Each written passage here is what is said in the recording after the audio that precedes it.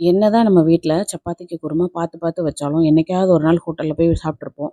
இந்த மாதிரி டேஸ்ட்ல நம்ம வீட்ல வைக்கணும் அப்படின்னு நெனச்சிருப்போம். அந்த மாதிரி ஹோட்டல் ஸ்டைல் குருமா தான் இன்னைக்கு நம்ம பண்ண போறோம்.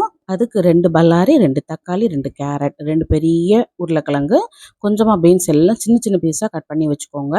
இந்த சைடுல வந்து அரைக்கிறதுக்கு ஒரு தண்ணீல வந்து 2 ஸ்பூன் அளவுக்கு பொரிகடல, 1 ஸ்பூன் கசகசா, 10 முந்திரிய நல்லா ஊற வச்சிருக்கேன். அது கூடயே ஒரு 5 பச்சை மிளகாய் உங்க காரத்துக்கு தக்கன சேர்த்துக்கோங்க. நான் வந்து காரம் நல்லா பிடிக்குன்றதுனால 5 பச்சை மிளகாய் சேர்த்துருக்கேன்.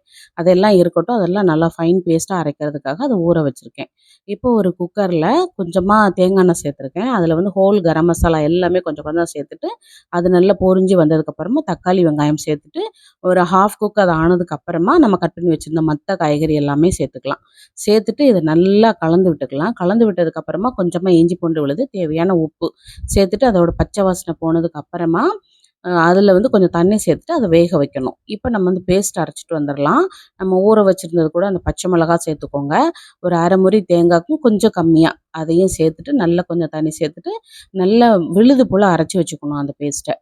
இப்போ அந்த குக்கர்ல காய்கறியோட தண்ணி சேர்த்துருப்போம்ல, அத நல்லா கலந்து விட்டதுக்கு அப்புறமா கொஞ்சமா மஞ்சள் பொடி மட்டும் சேர்த்துட்டு, இப்போ குக்கர் நல்லா மூடி வச்சுட்டு ஒரு 4 விசில் நல்லா வேக வச்சுருங்க.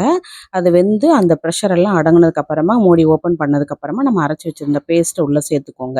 சேர்த்துட்டு கொஞ்சமா தண்ணி அலசிட்டு அந்த தண்ணியுமே உள்ள சேர்த்துக்கோங்க.